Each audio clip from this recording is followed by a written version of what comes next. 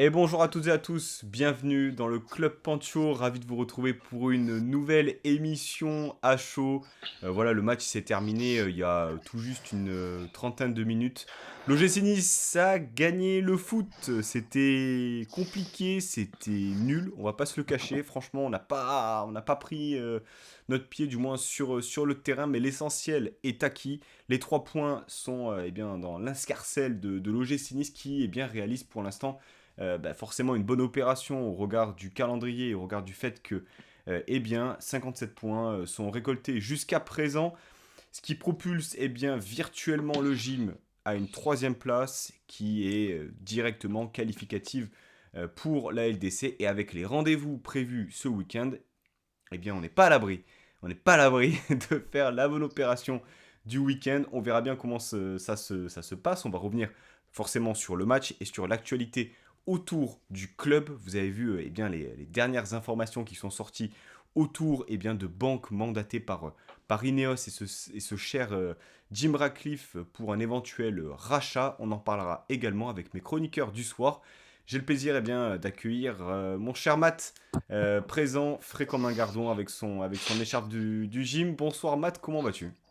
Ouais, attends, il fait un peu frais 2 secondes Pancho, il faut que je cale un bonnet en plus, c'est important.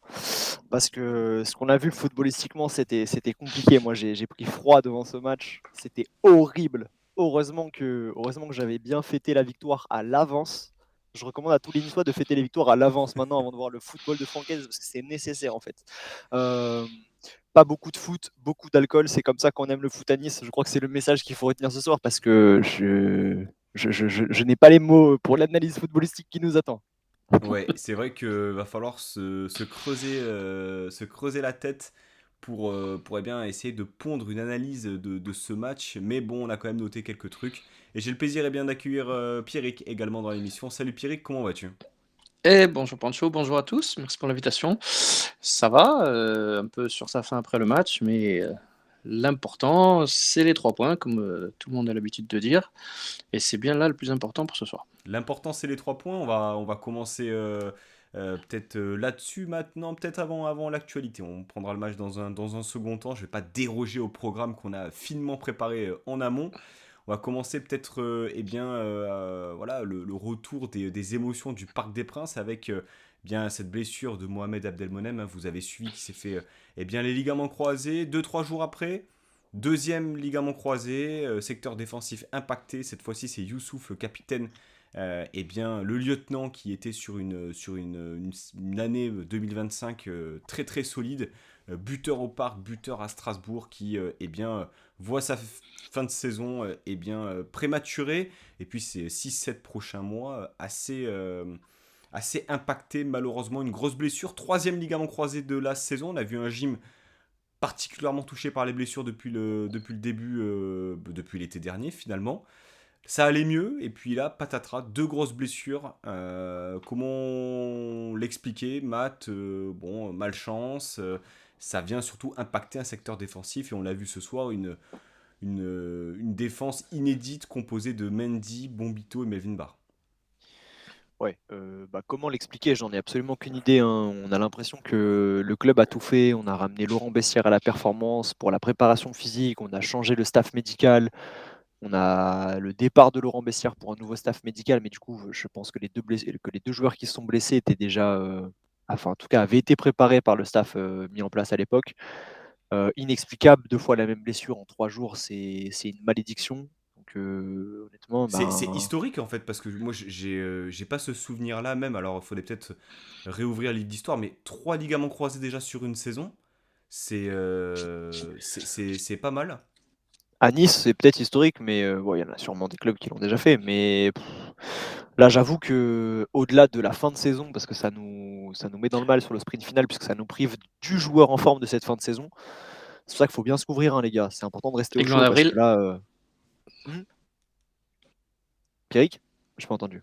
Aiglon d'Avril, Youssouf. Aiglon d'Avril, ouais, mais Youssouf Aiglon d'Avril. le cœur de cette équipe, hein, là, depuis quelques semaines, il avait clairement pris, le Mhm. leadership dans le vestiaire. Donc je pense qu'on perd, déjà un leader et un homme très, très fort pour la fin de saison et surtout, il faut se dire que là, on perd quasiment le socle de notre défense pour la préparation de l'année prochaine, même si c'est pas le focus vraiment des semaines à venir. Moi, j'ai bien les boules pour la saison prochaine. J'ai l'impression qu'on va repartir sur la même saison que cette année. Une saison qui commence avec l'effectif pas au complet, des cadres qui manquent à l'appel et un gym un peu bricolé pour commencer la saison. 2 fois de suite, ça fout un peu les boules. Ouais, effectivement, bon, avant de se projeter pour la saison prochaine, il y a quand même une saison à terminer avec des échéances importantes et une qualification possible en Ligue des Champions. Pierrick, forcément, cette blessure, elle fait mal. Tu l'as dit, Youssouf, dans une période euh, très vertueuse, peut-être la meilleure depuis qu'il est chez nous. Et puis, il incarnait aussi, comme on le disait après le débrief de la semaine dernière, une sorte de transition avec Dante. Et donc, ça fait d'autant plus mal qu'il était vraiment, comme on dit, un peu dans le prime de sa performance. Ah, tout à fait, je vais pas dire au sommet, mais il était en tout cas en haut. Et c'est surtout moi je trouve qu'il était omniprésent, comme tu dis, leadership, défensivement, offensivement, il était présent sur les coups de pied arrêtés et il nous a marqué 3 buts dernièrement, là, récemment. Donc, ouais, présent dans tous les compartiments de jeu. Et si sa blessure intervient après une autre blessure en défense, donc c'est encore un petit peu problématique. Bon, on a quand même Bambito qui est là, donc malgré le petit passage à vide, je ne suis pas inquiet, il va retrouver son niveau. Dante, je pense qu'il va revenir aussi. Donc tout n'est pas perdu, mais c'est vrai que on perd un joueur à un moment où on aurait bien aimé l'avoir, quoi. Surtout que tu enchaînes en fait deux grosses blessures dans un secteur identique, ce qui va requalifier eh bien le statut de certains. Je pense notamment à Antoine Mendy, peut-être éventuellement un Pablo Rosario qui enchaîne au milieu de terrain, mais qui pourra également venir dépanner. À voir. Melvin Barr, c'est quasiment sûr qu'il terminera la saison dans ce poste eh bien, hybride de Ouais, à défenseur gauche, hein, central ouais. axe gauche. Matt, tu voulais rajouter quelque chose? Là, on a enchaîné des blessures dans la défense centrale, mais il faudrait faire gaffe à ce que ça ne se répercute pas sur d'autres postes. Je pense notamment à Abdi et Klaus, qui n'ont pas soufflé une minute ce soir, et on sait à quel point ils sont importants dans le dispositif de Francaise. Donc c'est bien de pouvoir replacer des joueurs, d'avoir des joueurs disponibles à plusieurs postes, mais vigilance quand même sur les 2 prochains matchs. Très gros point positif du soir, pas de blessure à signaler. Mm. On touche du bois, hein. C'est fou de se dire qu'une des bonnes nouvelles de la soirée, c'est pas de blessure, mais je tenais à le signaler. Effectivement. Alors, l'autre fait qui a agité un peu l'actualité autour de l'OGC Nice, c'est naturellement eh bien, cette rumeur, ces rumeurs de rachat avec ces banques mandatées par Ineos. On en a parlé, ça a été relayé notamment par différents comptes sur Twitter. Je salue notamment Axel qui a pas mal couvert ça, mais c'est l'Informé, un journal indépendant qui a sorti cette info-là, repris notamment par ces chiens de la casse de Foot Mercato. Donc en gros, que dit cette information Ineos a bien mandaté la banque Lazare afin de trouver un acheteur concernant l'OGC Nice pardon, avec un prix fixé à 250 millions d'euros. On se rappelle qu'à l'été 2019, on était sur un rachat à hauteur de 100 millions d'euros. Je vous laisse faire le calcul du pourcentage de marge et de plus-value surtout que va se faire Ineos là-dessus s'ils arrivent à vendre à ce montant-là.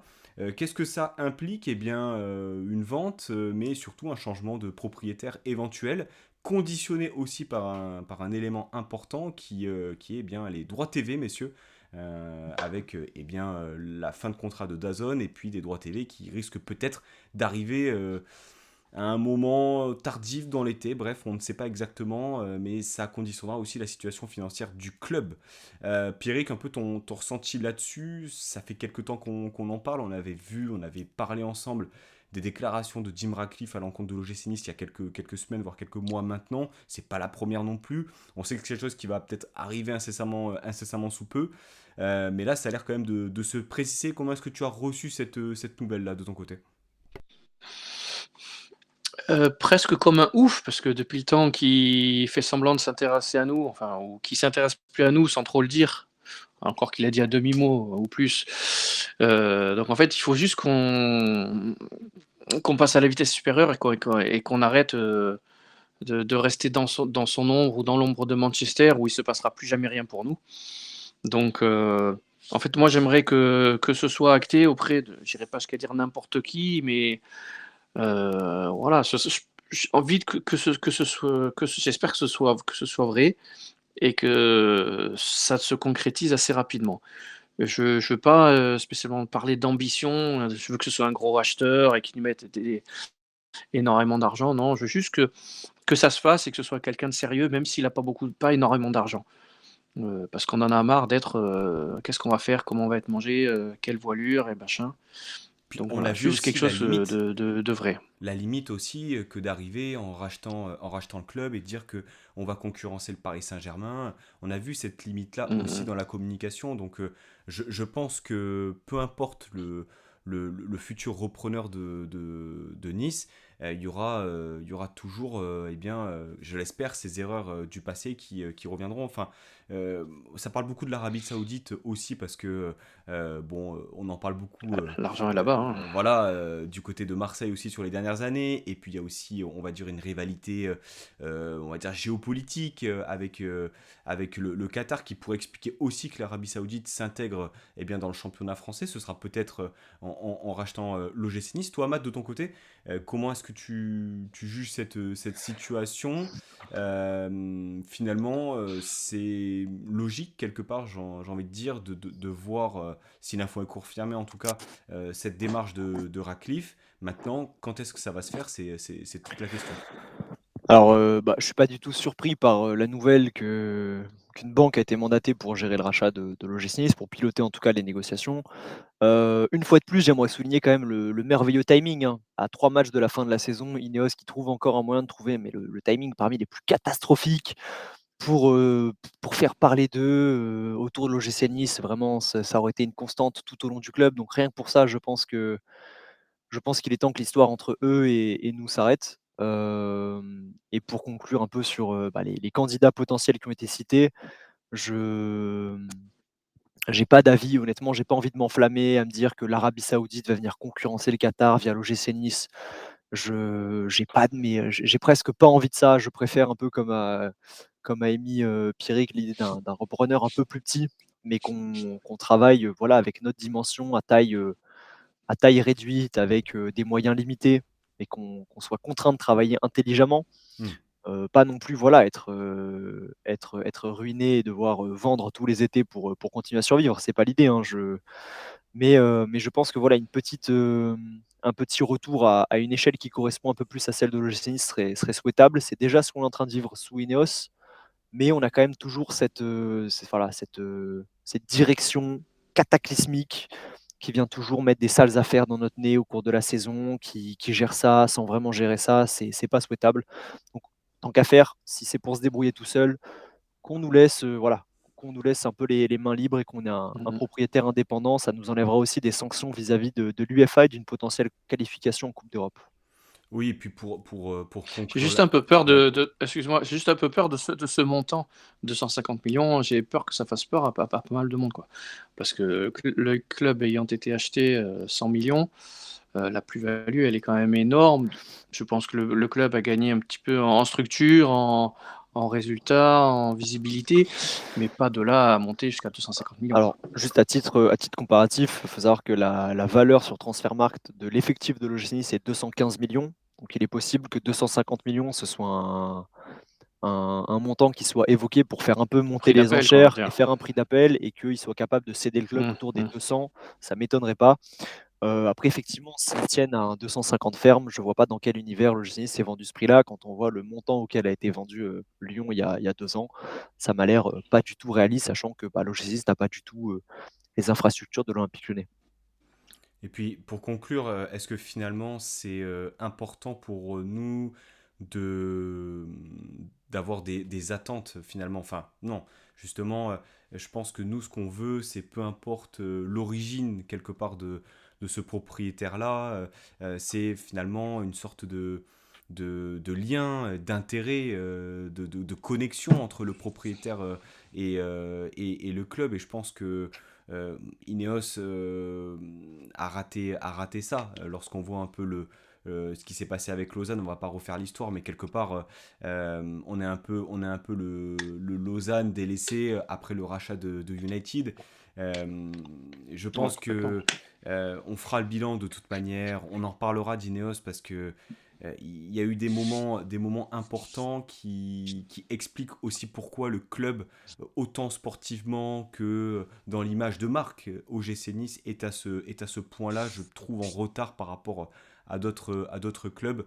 Et puis, toute l'instabilité ambiante qu'il y a dans ce projet Ineos depuis 2019, c'est quand même assez compliqué. Fin de cette Je petite rebondis vite fait sur ce que tu as introduction. dit. Ouais. Excuse-moi.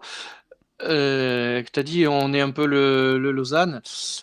Quand tu vois comment nous, enfin, ce qu'on pense par rapport à notre situation, qu'est-ce que Lausanne, comment eux, ils doivent penser la chose, quoi. Comment ils doivent voir la situation, eux, ça doit être catastrophique. Ben, je suis pas exactement le championnat suisse, mais il semblerait quand même qu'il soit plutôt bien placé dans les places européennes Ah ouais, mais pas du championnat. sportivement, mais je veux dire, ils sont le satellite du satellite, ils doivent avoir une gestion complètement fantôme. Jim, il parle jamais d'eux. Tu vas me dire, c'est peut-être comme ça qu'ils s'en sortent mieux, remarque, hein. Exactement. Mais bon, Finalement, c'est comme nous à cette voir comment année, nous on quoi. se sent délaissés, j'imagine même pas à Lausanne, quoi. Écoutez, Ouais, on ouais. verra. En tout cas, on aura Allez, fin le de parenthèse, temps, vas-y. si jamais eh bien, cette information vient à se conclure. Il y aura pas mal de choses à dire et notamment de dresser un bilan d'Ineos depuis 2019. Comme on l'a dit, hein, il y a quand même pas mal de choses à débattre. Messieurs, on passe sur le match. On a parlé bien sûr de cette blessure de Youssouf N'Dayshimi qui a rebâti un peu ce secteur défensif hein, dans ce 11 de départ dressé par Francaise qui s'est appuyé bien sur Antoine Mendy, Moïse Bombito qui revenait de blessure et Melvin Barr dans ce secteur défensif. Klos, Abdi en piston, la doublette au milieu de terrain, plutôt triplette j'ai envie de dire, recomposée après cette victoire au Paris Saint-Germain, Sanson, Boudaoui, Rosario et la board Buonani devant. On était approximativement absent sur le même 11 concocté par Franck Hez. C'était logique finalement. Matt, je sais on s'est un peu eu avant le début du match. Toi, tu étais étonné, voire peut-être un peu énervé de voir ce 11 et surtout ce système reconduit. Ouais, bah pour moi, c'est pas normal d'attaquer le match à domicile contre Reims comme un match au Parc des Princes. Si on prend strictement le 11, même si je pense que ça s'explique et que c'est pas uniquement lié aux qualités intrinsèques des joueurs, peut-être qu'on en parlera plus tard dans l'émission, mais quand j'ai vu le 11, j'avoue que j'ai un peu serré les dents. Je trouve ça peut-être un peu en manque d'ambition offensivement et D'ambition. sur ouais, en manque d'ambition offensivement et éventuellement aussi,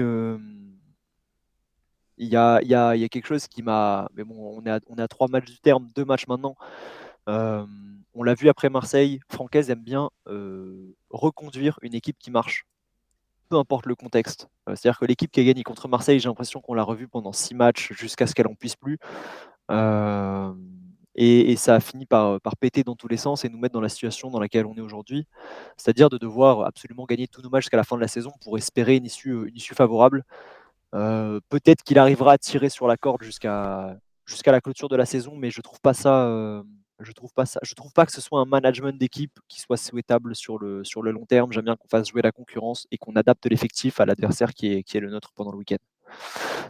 Donc voilà, j'ai vu la compo, j'étais un peu dubitatif, disons. Pierrick, est-ce que tu peux nous donner pardon, un peu ton ressenti sur le 11 et sur ton avis finalement par rapport au dispositif reconduit par Francaise? Bah, en fait, je pense un peu comme Matt, c'est-à-dire que je pense que S a voulu, en reconduisant le même effectif, a voulu s'appuyer un petit peu sur une stabilité, ou en tout cas chercher à apporter de la stabilité. Mais je suis complètement du même avis que Matt. On joue 2 équipes au profil complètement différent. Ça n'a aucun sens à mon sens, de passer d'une équipe pour laquelle tu sais que tu vas souffrir pendant tout le match contre Paris, à un match où tu sais que tu vas a priori faire le jeu et tu sais qu'ils vont mettre le bus derrière, donc il va falloir que tu aies du monde devant et du coup, je trouve que c'était pas totalement adapté, ouais. C'était clairement affiché un manque d'ambition et un peu de fébrilité, pour moi. Eh bien, moi, je suis pas forcément d'accord avec vous, messieurs. Je trouve justement que dans l'équilibre du milieu de terrain et du lien avec l'attaque, alors forcément on n'a pas eu un grand match de football, hein, que ce soit surtout du côté de l'OGC Nice, parce que Reims, je pense, au global, mérite, on y viendra peut-être plus en détail, peut-être le but de l'égalisation sur ce match-là.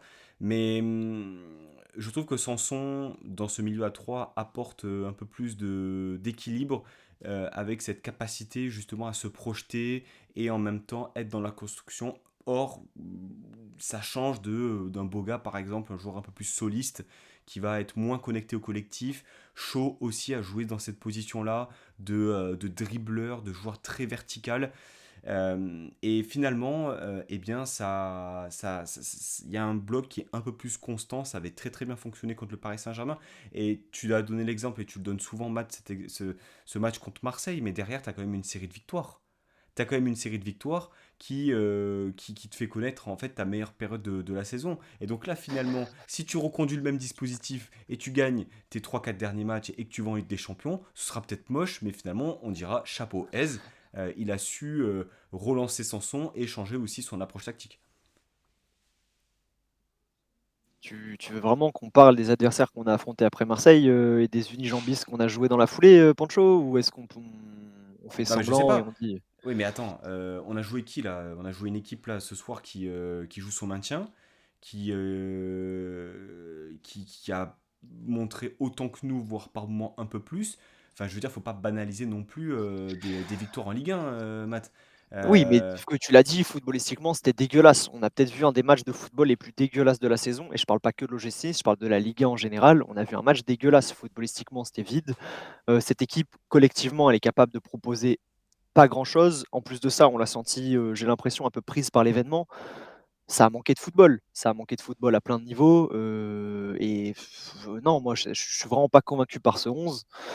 Mais donnons le bénéfice du doute à, à Francaise. Et de toute façon, au moment où on est rendu, c'est pas à la 30, je sais plus, 31e journée de Ligue 1, c'est ça qu'on a joué là? 32e. Ah, c'est pas la 32e journée de Ligue 1 qu'on va inventer des choses. Maintenant, il n'y a plus que le bilan comptable qui compte. Donc, comptons sur le bilan comptable et on va compter en fait à la fin de la saison. S'il a fait 9 points en 3 matchs, grande des Francaise, hein, je dirais que je suis le premier à m'être trompé sur son approche, mais je reste pas convaincu footballistiquement par ce qu'il nous propose. Alors justement, ça, c'est intéressant. Pierrick, comment expliques-tu un peu dans la lignée du match du Paris Saint-Germain et dans la lignée aussi de ces dernières semaines que finalement tu arrives à te priver de Jérémy Boga, d'Evan Guessant, de Mohamed Ali Chaud, de Sofiane Diop qui n'est plus qu'un entrant. Là, on a l'impression qu'il y a eu ce match de Strasbourg, j'ai l'impression, qui a rebâti peut-être un peu les cartes suite en fait à à la défaite contre Nantes, avec peut-être, on se disait pendant le match, Matt, une équipe avec moins de force individuelle, mais un peu plus de force collective, de manière à être peut-être un peu plus dans l'esprit Franck Hez. Qu'est-ce que tu penses de ça finalement? Est-ce que finalement, Hez, arrivé au moment de la saison, il se dit pas, ben non mais en fait, tant pis quoi. Le Guessant, il me fait 4-5 bons mois. Là, il met plus un pied devant l'autre. Et en plus de ça, il a l'air d'être. Il a l'air il a l'air de ne plus être la tête à Nice. Bah, il va chauffer le banc et ce soir, par exemple, il rentre pas. Tu vois, d'un point de vue extérieur, ça Il peut étonner quand s'échauffe même. même pas. Et plus que ça, il s'échauffe même pas, hein. Mais moi, justement, Guessant, ça a été ma grande interrogation, une grande partie du match. Et en fait, je me disais, est-ce qu'il cherche juste à le préserver et à le faire souffler, ou est-ce qu'il le fait payer quelque chose dont on ignore la cause? Est-ce qu'il s'est mal comporté en entraînement? Est-ce que blablabla? Ou est-ce que c'est juste qu'il a absolument besoin de faire souffler son organisme et qu'il lui dit, ok, là, tu vas même pas t'échauffer, je sais que tu vas pas rentrer, faut que tu souffles. Et comme ça, tu seras d'attaque pour le ou les prochains matchs, je sais pas. Moi, ça a été ma grande interrogation. Maintenant, c'est vrai que les cartes ont été rebattues et je suis assez d'accord avec ce que tu dis. C'est vrai qu'on a clairement moins d'individualité. Bon, on a l'air d'avoir une certaine cohésion, force d'équipe qui a l'air un peu plus homogène, un peu plus présente, mais bon, c'est plus poussif quand même, hein. C'est plus poussif, j'ai l'impression. Je suis surpris de Buonanni. Pas il mérite pas sa place, mais pour moi, il est sorti un peu de nulle part. Ces derniers matchs, il a réussi à se frayer un petit peu son chemin et il apporte quelque chose dans le match. Je fais mon mea culpa parce que bon, je lui ai craché dessus de bon nombre de fois, mais voilà, il a réussi à trouver son jeu, à se trouver sa place un petit peu dans cette nouvelle équipe. Mais ouais, je trouve qu'on manque d'impact devant. On n'a plus cette magie qui intervenait presque à tous les matchs, quoi. Euh, je sais pas s'il y a, pour moi, est-ce qu'il y a des choses qu'on voit pas à l'entraînement et que c'est ça qui joue en grande partie les compos de départ. Je sais pas. Matt, qu'est-ce que tu en penses finalement de ces choix-là? On parlait un peu la semaine dernière, il me semble, de méritocratie. Est-ce que finalement, là en ce moment, on ne serait pas dans un rapport un peu plus voilà, de mérite, en dépit finalement voilà, de peut-être de football ou de magie entre guillemets. Voilà, là on est vraiment dans le sprint final. Ce qui importe, c'est les points, c'est le classement. Et puis finalement, si à ce moment-là, tu n'es pas mobilisé, tu n'es pas à 100% disponible, même si c'est pour jouer 5 minutes, eh bien tu joueras. Est-ce que tu penses vraiment que ces joueurs-là, il y a, on va dire, une punition dans l'air, ou est-ce qu'il y a une forme d'incompatibilité tactique maintenant? Enfin, tu te situes comment par rapport à ça? Bah, je vais être cartésien. On a un Francaise qui, après une série de mauvais résultats, fait une déclaration en conférence où il dit que, grosso modo, il y en a qui ne mettent pas en top priorité les intérêts du club. Ce sont les mots du coach. Dans la foulée, on retrouve Guessant, progressivement relégué au rang de remplaçant qui ne joue même pas une minute, puisque c'est Mofi qui rentre en fin de match. Boga, qui tire une minute par-ci par-là, mais je crois que sur les 2 derniers matchs, c'est famélique. Et Shaw, qui était un peu le titulaire indiscutable de cette ligne d'attaque, le mec dépanné à droite, à gauche, même en pointe, qui n'a plus tant de minutes de jeu que ça. Et ceux qui seront au stade, moi j'y étais pas, mais m'en ont parlé, il y a 3 personnes qui ne célèbrent pas la victoire avec les autres, qui restent en retrait et qui ne sont pas emballés par le résultat extrêmement positif de l'OGC ce soir, malgré la manière, hein. Les 3 points sont extrêmement positifs puisqu'on est temporairement, je crois, troisième du championnat. C'est les 3 que je viens de citer, Guessant, Boga, Shaw, qui ont potentiellement formé les trois têtes de liste sur la compo sur la première moitié de saison. Donc je pense qu'il ne faut pas se leurrer, tout ça est corrélé. Et, Francaise met en avant les gens qui font les efforts sur le terrain. Quand je vois le match de Mohamed Ali Chaud, son entrée, si on la compare à quelqu'un d'à peu près similaire, Sofiane Diop, que ce soit dans le pressing, dans la vision de jeu, dans l'effort, dans la concentration, c'est incomparable. Il fait un match qui est dégueulasse, Mohamed Ali Chaud, et il a fait 20-30 minutes. Et qu'on ne donne pas sa chance à Evan Guessant, alors que vraiment le match de Gaëtan Laborde est il est à 2 doigts d'être dégueulasse, hein, son match à Gaëtan Laborde. On perd ce match, on trouve que le match de Gaëtan Laborde, il est dégueulasse, il n'a rien réussi. Je pense que c'est une sanction, c'est une punition. Voilà, il a dit vous 3, vous allez plus jouer. Et qu'est-ce qu'on voit pendant ce temps-là? On voit des mecs qui s'arrachent sur le terrain. Peut-être un mec dont on va parler qui est décisif depuis plusieurs matchs, qui peut-être a moins de football, mais est là dans les bons moments, qui fait ce qu'il peut, qui fait au maximum. Quand tu redonnes sa place dans le 11 titulaire à un mec comme Pablo Rosario, on sait très bien ce que vaut ce mec footballistiquement. Il avait déjà fini la saison dernière à l'époque où certains n'en avaient un peu plus rien à foutre de la saison sous Farioli. On sait que certains joueurs avaient lâché Farioli. Qu'est-ce qu'il y avait toutes les minutes?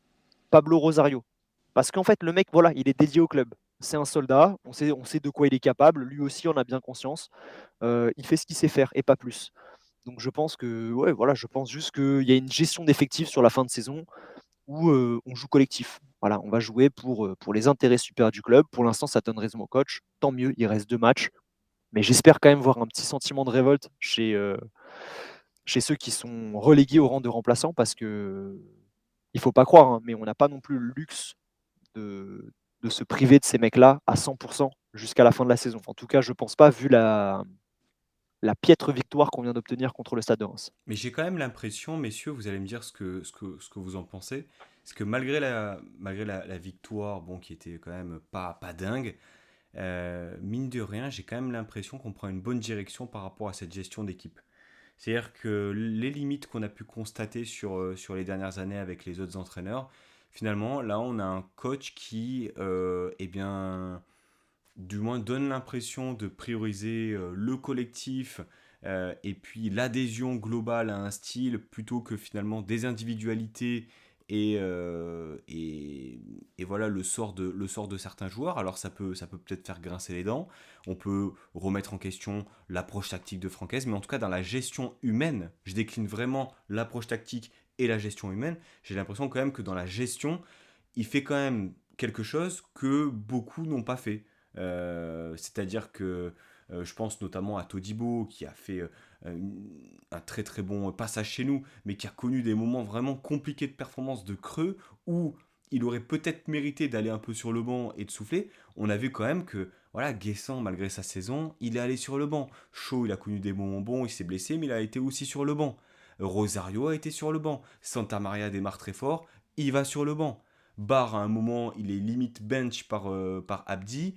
Il revient tambour battant, et puis il va gagner sa place, que ce soit en piston ou dans l'axe. Je ne sais pas si vous me suivez là-dessus, mais euh, on peut se questionner sur les conditions dans lesquelles démarrent certains joueurs, parce qu'on en a déjà parlé, Matt, en début de saison, sous Francaise. En tout cas, dans la gestion humaine, quelque part, tu mets les joueurs devant leurs responsabilités, peu importe si tu vas jouer à droite ou à gauche, typiquement Sofiane Diop qui rentre plutôt au début à droite derrière la board, et ben, finalement, si tu joues, c'est que tu as mérité de jouer et tu as mis l'intensité nécessaire sur les entraînements. Je ne sais pas si vous voulez réagir là-dessus, mais en tout cas, je vois quand même des signaux positifs par rapport à cette gestion de Francaise. À la différence des coachs qui sont passés les années précédentes, déjà, on a vu beaucoup plus de variations, je trouve, dans le 11 titulaire sous Francaise. Rappelez-vous que ce soit Christophe Galtier, hein, c'était quand même notre coach, c'était 4-4-2 à plat et c'est le moins mauvais qui joue. Farioli, pareil, même sous Vira, c'était pareil. Son 4-3-3, on en a bouffé à toutes les sauces, c'était pas adaptable. Là, au final, sur la fin de saison, Francaise nous sort un milieu à 3 qu'on n'a pas vu depuis très longtemps, il me semble, je crois, depuis l'époque où on avait un milieu avec Ndombele, Boudaoui et Mm. Rosario, si je ne dis pas de salade. Mais donc ça fait très longtemps qu'on l'a pas vu, ce milieu à 3 dans cette configuration-là. Et ça marche. Au final, on voit que tactiquement, ça porte ses fruits, puisque c'est un de ces trois milieux qui met encore le but vainqueur aujourd'hui. Donc je pense que ça aussi, ça joue d'avoir un coach qui est plus capable de s'adapter. Et, euh, et même globalement, je pense que ça va de pair avec la mentalité qu'il y a au sein du club. Contrairement aux années précédentes, on est à 2 matchs du terme, il n'y a personne qui songe à arrêter avec Francaise. Tout le monde se projette l'année prochaine avec lui. On sent que la position du club, du coach au sein du club est forte. Et donc à partir de ce moment-là, les choix du coach sont plus respectés, je pense. Pierrick, par rapport au choix de Francaise, alors il y a eu beaucoup de turnover, comme on l'a dit en défense.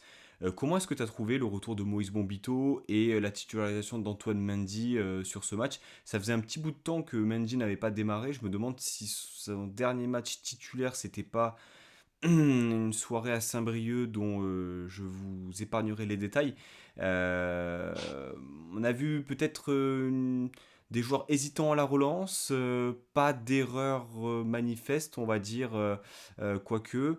Ça manque de repères, clairement. Comment est-ce que tu as trouvé ces trois-là? Euh, un peu, un peu entre deux chaises en fait. C'est-à-dire que ça faisait un petit peu peur de voir Mendy titulaire, de voir Bombito, ben, on n'avait pas trop le choix. Mais je trouve que en essayant de me mettre à leur place, psychologiquement, ils devaient aborder le match avec un gros manque de confiance, un gros manque d'assurance. Et je trouve que vu ces circonstances, je pense qu'ils se sont pas trop mal tirés. Euh, Il y a eu des erreurs parce que je ne sais pas comment Reims fait pour ne pas marquer, hein. Déjà, à la 3e minute, on donne une balle de but que je ne comprends pas comment on fait pour ne pas être mené. Mais bon, on s'en est sorti avec la maladresse des autres.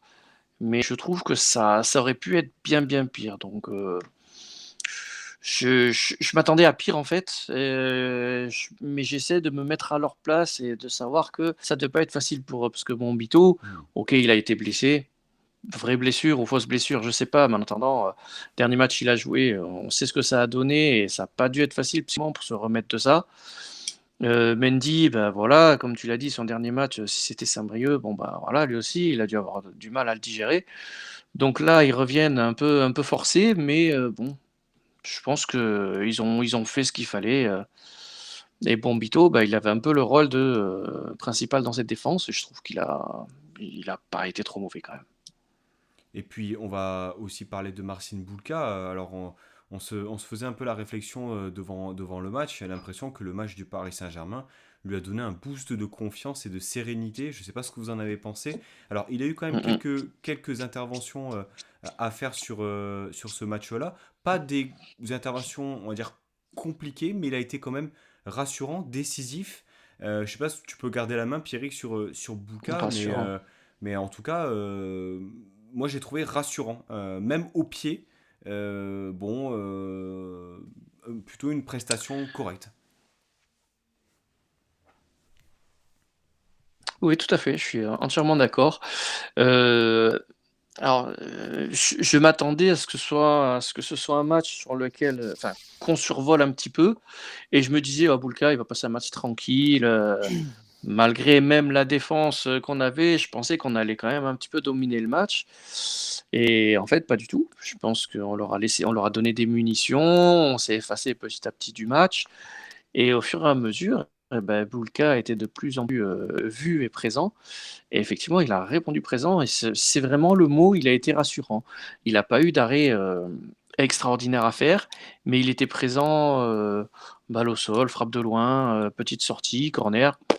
Il était présent et même son jeu au pied, les rotations avec les défenseurs, je trouve que non, non, il a parfaitement tenu sa place et rassurant quand il le fallait. Euh, Matt, par rapport à la prestation, bon, euh, on n'a pas fait un grand match. Une première mi-temps quand même plutôt entraînante, plus que vraiment maîtrisée. Mais surtout, alors, j'ai envie d'en parler maintenant parce que clairement, c'était quelque chose dont on se souviendra, je pense, cette saison-là, c'est l'ambiance dans ce stade-là. Alors, j'ai pas les chiffres exacts. Je pense qu'on doit être aux alentours de 24-25 000, au moins, peut-être. Entre 25 et... Ouais, j'irai pas jusqu'à 28, mais peut-être entre 24 et 27. Ouais, 24, je pense, c'est bien. 24. Mais en tout cas, alors, bon, malheureusement, nous trois avons suivi le match de la télé, mais en tout cas, c'était vraiment parlant sur DAZN. La Sud a été absolument exceptionnelle pendant 98 minutes. Et puis, on sentait vraiment qu'il se passait quelque chose en tribune. Chose que toute la saison, hors grosses affiches, bien sûr, on n'a pas vraiment senti. Là, sur un Nice-Reims, on a vraiment senti que c'était vraiment la fin de saison, que c'était l'avant-dernier match à domicile, qu'il y avait une qualif LDC peut-être au bout.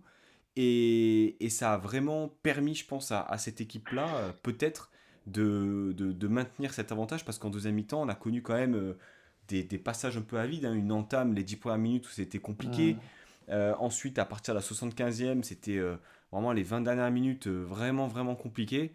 Mais vraiment, alors, on va pas spoiler, mais ça va être difficile de mettre un homme du match. Mais est-ce qu'on est d'accord, messieurs, pour dire que le MVP de la rencontre, c'est clairement le 12e homme et le public de l'Alliance Riviera ce soir? Ah, qui d'autre? Il n'y a pas trop à hésiter, hein. Ouais, ouais. Éventuellement, j'aurai un Il n'y a candidat, je t'en personne parlerai qui en s'est fin de match. dégagé. Moi, j'ai un candidat. J'ai un candidat. Mais oui, le 12e homme a été très bon. Et tu sais quoi, je vais te dire, Pancho, il n'y a pas eu qu'une bonne ambiance en tribune. Pour moi, il y a eu un contexte autour de ce match où tout est allé dans le bon sens. On a vu toute la semaine relayé sur Nice Matin, sur les réseaux du club, le fameux concours en fonction du taux de Hmm. remplissage, du taux de billets vendus. On a le flocage spécial Nice Matin. Sympa ça. On sait que la Incroyable. relation, il est très beau d'ailleurs, mais Incroyable. Vraiment, on ça sait que la relation c'est Mmh. pépite. on sait que la relation Nice Matin, le club, des fois, elle est un petit peu compliquée, que le journal local ne défend pas forcément toujours, la ville, ses habitants et son club de foot. Là, en l'occurrence, l'opération tombait à pic et en plus de ça, on a l'avantage d'avoir un adversaire avec lequel, honnêtement, il y a pas de passif. Il y a pas de guerre des tribunes, il y a pas de guerre, je dirais au classement. Donc vraiment tout le monde était concentré que sur une chose, c'est la victoire et je serais curieux d'avoir, que ce soit dans les commentaires, sur les réseaux sociaux, les retours des gens qui étaient au stade parce que pour moi, c'était vraiment une des toutes meilleures ambiances de la saison. Ça a poussé de la première à la dernière minute. J'ai trouvé que même le timing des chants, au moment où ils tombaient, c'était approprié, ça poussait dans les moments où ça poussait. L'entrée Les de Dante. moments des chants pour les joueurs Franchement, c'était trop. C'était vraiment et incroyable. puis un des bons marqueurs pour ça. Là, je m'adresse à ceux qui étaient au stade et qui vont du coup écouter ce podcast après avoir vécu en direct le match.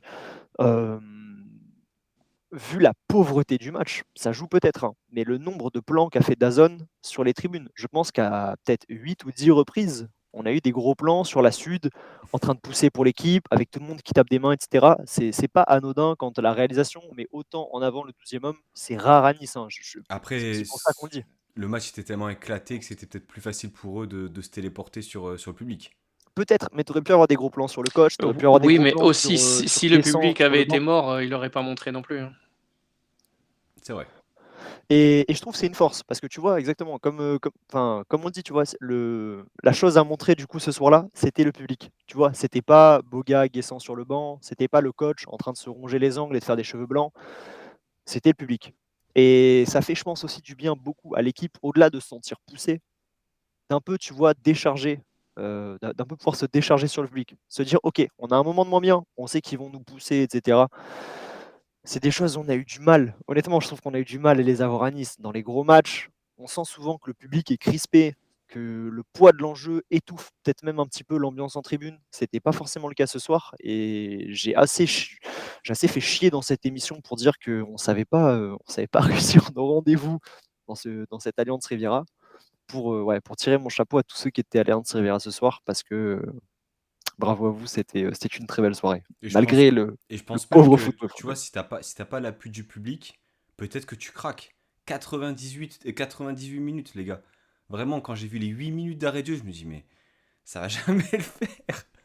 On était en Bah, sueur. surtout que la deuxième mi-temps elle a été longue, hein. La deuxième mi-temps, elle a été longue. Je parle Ah même ouais. pas que des 8 minutes, mais je veux dire, honnêtement, on a joué combien de temps dans cette seconde mi-temps? On a joué à Mais la rentrée, au changement là, 69e, on a joué 6 minutes Hmm. et 10 minutes si tu veux et c'est tout, hein. tu sais quoi? Parlons-en. Moi, ça m'intéresse parce que c'est quelque chose que j'ai trouvé flagrant. Quand j'ai vu Diop s'échauffer, je me suis dit: «Putain, Francaise va nous faire son changement classique». Sofiane Diop qui rentre pour, Gaëtan Laborde, une équipe qui n'a aucun sens tactiquement. J'ai J'étais un petit peu tendu, tu vois? Mais je pense qu'on l'est tous un peu devant ce club et au final, j'ai trouvé que vraiment la réorganisation tactique, pendant 10 minutes, elle a été très pertinente parce que, l'entrée de Diop a fait du bien footballistiquement. On a enfin fait les bons choix, là où je trouve que l'équipe collectivement, hein, le 11 entier, personne n'osait mettre le ballon au bon endroit. On avait des fois des mecs complètement libres, prêts à recevoir le ballon, à lancer la construction, qui n'étaient pas servis et l'entrée de Sofiane Diop a ramené un petit peu de simplicité dans le football. J'ai l'impression que tout le monde a retrouvé le sens du jeu. Jusqu'à un événement que j'ai trouvé, un peu déplorable, qui est cette espèce d'intervention ratée entre Melvin Barr Et Dante? et Dante et de là, je sais en tout cas moi je l'ai vécu comme ça, hein, de la télé et de là, j'ai l'impression qu'on a serré les fesses jusqu'à la fin du match. Parce que vraiment, on avait pris l'ascendant, on gagnait tous les duels, on était conquérants, on se projetait, vraiment le jeu se passait dans la moitié de terrain rémoise et là, il y a cette action un peu anodine sur, une phase où on essaie de repartir par derrière et vraiment ça a mis l'inquiétude dans toute l'équipe, même j'ai l'impression dans tout le stade et globalement cette ligne défensive, moi, m'a pas du tout, rassuré balle au pied. Je pense qu'ils ont très bien fait de faire des choses simples sur le match parce que, ouais, c'était difficile. Mais bref, ça pour dire, le changement de Francaise, qui ont été peut-être une des rares éclaircies de ce match. Je sais pas ce que vous en avez pensé, les gars? Moi, j'étais satisfait aussi de ces remplacements, bon Diop apparemment donc il fait pas partie des punis lui, Donc tant mieux. Il a apporté un peu de technique et il avait la volonté, contrairement à d'autres, hein, notamment Shaw quand il est rentré. Mofi, il a par un beau retour défensif qu'il a fait, je trouve qu'il a été absent aussi. Donc ce changement-là de Dante et Diop, moi, m'a beaucoup plu. Les autres, ils n'auraient pas eu lieu. Pour moi, c'était pareil. Mais même Dante, je trouve que il a apporté une certaine sérénité derrière, alors qui n'a pas duré. Alors c'est dommage parce que cette fameuse action qui est charnière un peu dont tu parles, c'est une envie de repartir de derrière et de vouloir accélérer le jeu.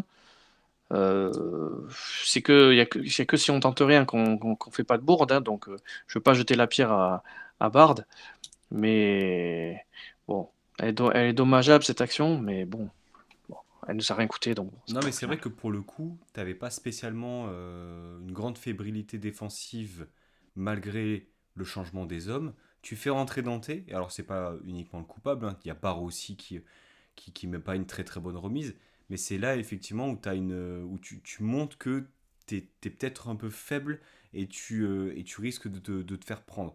Moi j'ajouterais un autre élément, j'ai quand même l'impression, alors j'ai pas l'appui statistique sur cette donnée-là, mais que Reims est beaucoup passé sur notre couloir droit. Et c'est le couloir de Mohamed Ali Chaud. J'ai trouvé quand même ce que, au-delà de son apport avec ballon, moi c'est encore une fois son rapport sans ballon qui m'a particulièrement gêné sur ce match-là. Il a été feignant, et, enfin je trouve vraiment des choix douteux. Et puis il y a cette action à la fin où il gratte effectivement 20-30 secondes, mais je ne l'ai pas du tout trouvé aidant dans cette fin de match. Déplacement hasardeux, alors qu'il y avait Job de l'autre côté qui se la donnait, quoi. Qui courait, qui faisait les glaces Mm, mm. et qui imprégnait en fait un rythme défensif important. J'ai pas eu l'impression que Shaw vraiment eh bien, avait la rage de gagner ces 3 points, avait la rage de faire basculer aussi eh bien, S dans ces choix-là en disant bah, attends, j'étais titulaire il y a Ouais, quelques de semaines, jouer il y a sa quelques chance, quoi, de mois, se battre. et c'est plus le cas. Je vais te montrer que je mérite ces minutes-là. J'ai vraiment vu un joueur en Il n'a pas dilettante. cherché à gagner sa place.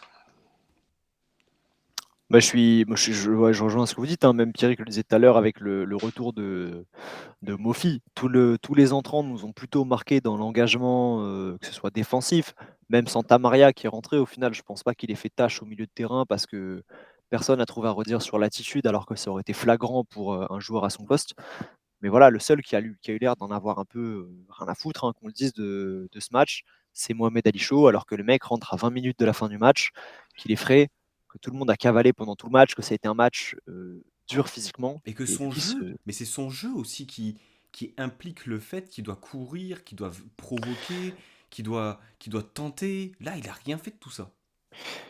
oui, et puis une forme de lenteur à la réaction. Moi, Hmm. j'ai trouvé qu'il a toujours eu un temps de retard sur les actions. Au final, même l'action où tu dis qu'il nous fait gagner du temps en fin de match, le choix reste discutable. Il aurait très bien pu prendre le ballon et l'emmener jusqu'au poteau de corner pour vraiment faire égrener le chronomètre jusqu'à la fin. Ouais, une entrée catastrophique de Mohamed Ali Chaud. Mais peut-être, si tu veux, on peut passer dans les dossiers individuels pour apporter un peu plus de précision sur tous les joueurs qui ont participé. Pancho, mais pour moi, vraiment, l'entrée de Mohamed Ali Chaud me donne pas forcément envie de le revoir sur les deux derniers matchs. Non, mais c'est clair. Après, bon, de toute façon, on est en train d'évoquer les performances, hein. Bon, on n'a pas trop parlé du seul buteur de la soirée, hein, son troisième but en une semaine. Euh, Laisse-moi mon MVP, Pancho, laisse-moi mon MVP, Non, non, pitié. mais juste pour dire que c'est pas le but le plus compliqué qu'il ait eu à mettre, mais je vous invite à revisionner le match. Enfin, le match, non, non, non, ne vous faites pas, ne vous faites pas ça, non, non, vraiment, non, non, juste le Les but, 15 ça premières suffira, minutes. juste le but, ça suffira. Euh, le centre de barre et regardez la course de Sanson, une course verticale, il est attiré par le but. Et vous regardez les deux buts contre le Paris Saint-Germain, c'est exactement pareil. Et c'est pour ça que moi j'aime beaucoup cette association au milieu de terrain là, parce que Sanson apporte cette verticalité et ce rapport en fait offensif du milieu de terrain que Rosario et Boudaoui, alors même si Rosario a marqué quelques buts, apporte, mais à des moments vraiment très très ponctuels. Sanson, c'est ton milieu de terrain plutôt offensif qui va apporter ça. Et il est au bon endroit, au bon moment. Et même si le but, il était dans la cage vide, il a ce mérite d'avoir fait cette course-là et d'avoir été présent dans la surface. Donc ça, vraiment, comme l'année dernière, il me semble qu'il termine en bombe la fin de saison. Là, il revient au meilleur des moments. Et même s'il ne fait pas un grand, grand match comme toute l'équipe, il met ce but quand même qui te permet bien d'avoir les 3 points. On peut rester sur le milieu de terrain. Pierrick, si tu avais quelque chose à rajouter. Attends, ouais, justement, tu as eu cette phrase qui semble anodine. Il a mis un but qui était pas le plus difficile à mettre. Je peux te jurer qu'on t'aurait mis d'autres milieux ici, il aurait loupé. D'autres auraient cherché à contrôler avant de tirer, ou d'autres auraient tiré au-dessus. Vu notre, je sais pas si je veux dire manque de réalisme ou quoi, il y en aurait eu un paquet qui l'aurait loupé. Donc en plus, ce que tu dis est totalement juste, hein, sa course, sa présence, son abord un peu plus offensif, mais en plus, il a quand même le mérite de la mettre parce que bon, vu le pressing qu'il y a autour, vu comme elle retombe, vu comme il faut enchaîner vite, geste parfait, hein. C'est pas le plus difficile à mettre, hein, je suis d'accord, mais il y en a d'autres qui l'auraient loupé. Matt, on te laisse évoquer ton, semblerait-il, MVP et de manière générale le milieu Ah de ouais. terrain. Hein. Ouais. Mais tu veux que je cite qui d'autre que Morgan Sanson comme MVP de ce match? Le mec est Melvin Barr. rentré depuis. Ouais, vas-y, d'accord, ok, d'accord. Oui, j'adore Melvin Barr, tu peux pas me faire ça, tu sais très bien. Bah Mais non, le gars, mais ça tu me fait. demandes, tu me poses la Et le question. gars, il vient Melvin de rentrer Barr. dans le 11. Il rentre Melvin dans le Barr, 11. Non mais Matt, Melvin Barr, tu le mets ailier droit, il te sort son match. Ouais, il sort son Je match, mais suis c'est sûr que Melvin tu lui Barr. Je donnes veux les dire, gants, tu lui donnes les gants, il sort son match. et j'ai aucun doute là-dessus. Pancho, c'est très bien, j'ai aucun doute C'est là-dessus. Moi, trop. je vais à la guerre, tous les jours avec Melvin, peu importe le sport. Tu m'envoies au badminton, je vais à la guerre avec Melvin Barr, j'ai pas de problème avec ça. Mais sur ce match-là, on a parlé football. Putain, le gars, il est de retour dans le 11 depuis quoi? 2-3 matchs? Oh, c'est 6 points. C'est 6 points depuis qu'il est de retour de blessure, là. Deuxième titularisation. Deuxième Putain, titu. est-ce qu'on peut réaliser un peu ce que nous offre footballistiquement Morgan Sanson? Le type, on était là. Oui, la saison de l'OGC, c'est compliqué. Le milieu de terrain, c'est pauvre. Putain, il nous manquait notre meilleur milieu de terrain depuis le début de la saison. Est-ce qu'on peut réaliser ce qui nous a manqué, s'il vous plaît? Le mec, il est là depuis 2 semaines. Il est plus décisif que Jérémy Boga. Il est plus décisif que Jérémy Boga. Il est dans tous les bons. Non, mais je veux dire, au bout d'un moment, il n'y a pas de secret. Quand tu es dans les bons coups, c'est que tu sens le football. Et ben Morgan Sanson, il sent le football. Il pue le foot, ce mec. Alors, physiquement, je trouve qu'il est aux fraises. Voilà, il n'est pas capable de gagner un duel. Il est lent sur le terrain. C'est dur. Mais ils sont 3 hommes, le terrain. Et on a 2 mecs qui sont là pour ça. Voilà, on a 2 soldats à côté de lui. Hicham Boudaoui qui court 17 km par match, en train de mâcher son chewing-gum et de sourire aux adversaires quand il prend des taquets.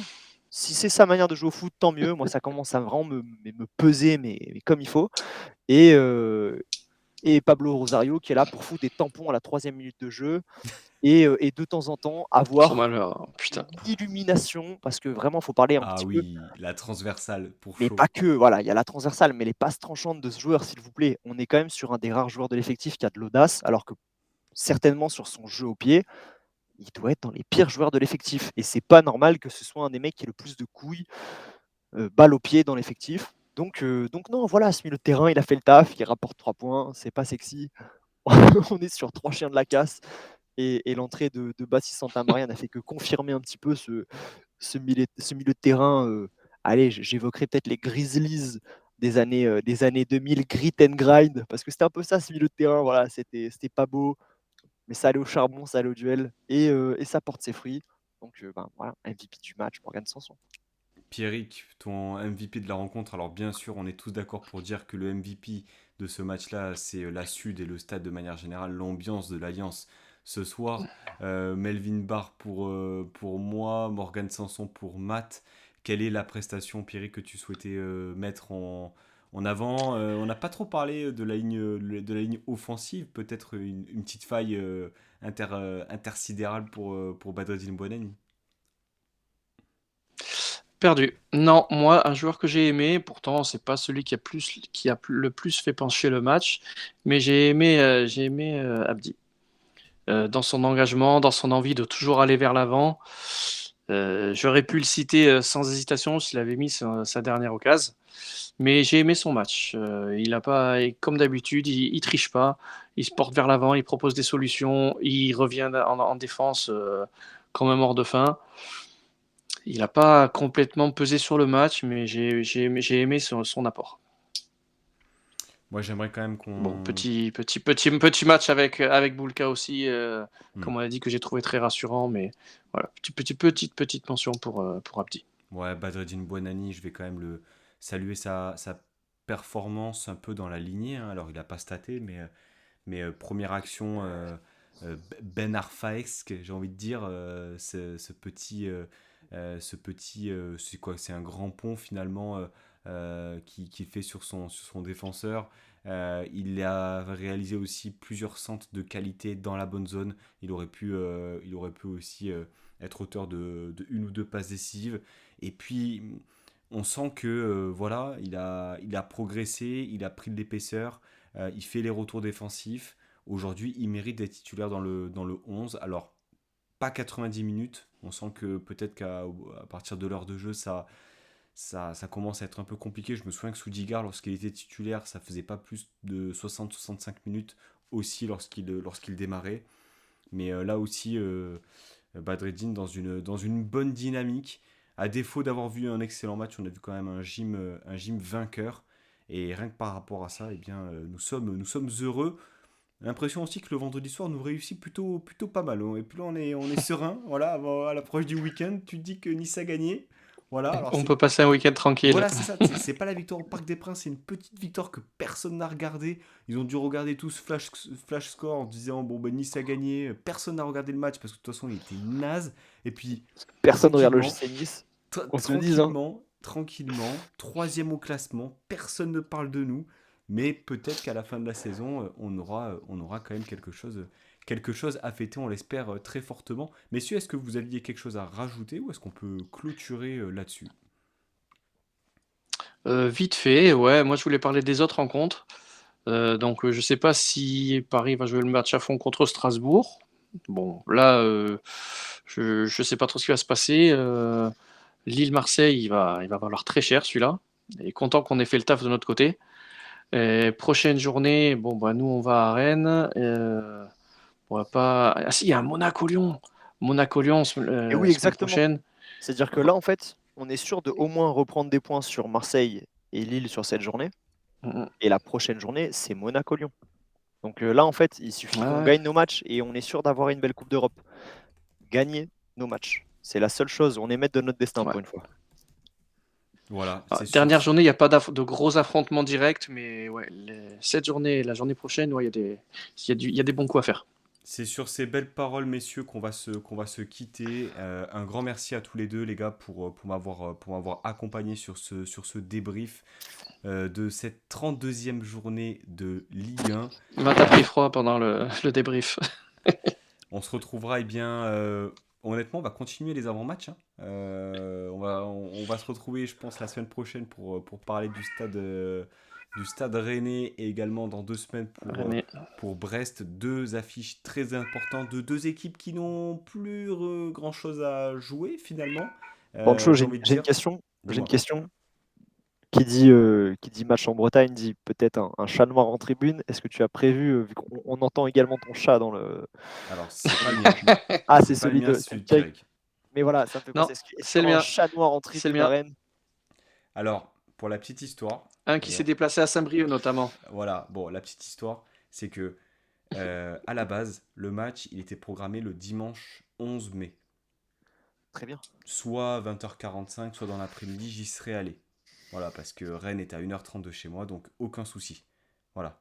Et changement de programmation, samedi soir, 21h. Donc, je n'y serai pas. Messieurs, dames, il se passe quelque chose de grand autour de l'OGC Nice. Je vous le dis. Je vous le dis, il se On peut passe quelque miser sur chose de ce grand. match. Une alliance Riviera qui se C'est pas remplit. ça, c'est pas Un ça. chat noir qui ne va pas au stade. C'est la technique, c'est très simple. Tu fais un avant-match avec un supporter de qualité et dans le pronostic, tu dis un partout. Pas Tu dis top. un partout. Tu Non, dis pas top. ouais, machin, un partout. Et tu gagnes à la fin. Et je vais faire ça jusqu'à la fin de saison. Ça Mais qu'on fonctionne. se le dise, les gars. J'espère que l'OGC Nice n'aura aucune hype d'ici la fin de la saison. Que personne ne Mais parle de tout le nous, que monde s'en personne fout, ne en regarde nos fait. matchs. Stade vide, Ouais, pas de spectateurs. Mais ouais.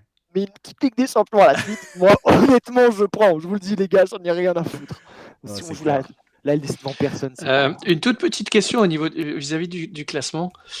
Alors que ce soit nous ou quelqu'un d'autre, celui qui finit 4e, il est en tour préli, Ligue des Champions, c'est ça? Ouais, il a un barrage. Et si tu sors du barrage, t'es reversé ou t'es perdu pour la France? Non, t'es en Europa League si tu perds le barrage. Il me semble, hein, Europa League? je Ok. crois. Bon, Il tout n'est faudrait pas qu'on sache. perdu Mais alors. tu vois, cette année, Lille l'a gagné. Donc, on peut pas savoir. Donc, je pense qu'il suffit que Nice fasse la même chose et on vivra la même saison. Messieurs, merci beaucoup. Passez une très très bonne soirée. Passez Merci à un vous. très très bon week-end. On se retrouve la semaine prochaine pour parler de Rennes. D'ici là, passez un excellent week-end. En avant-match. On y arrivera. Cette saison, c'est la bonne en tout cas. Et puis on se dit à très vite. Labaeta et Issa Nissa. Ciao ciao les gars. Et Issa Nice. Bonne soirée, merci à vous.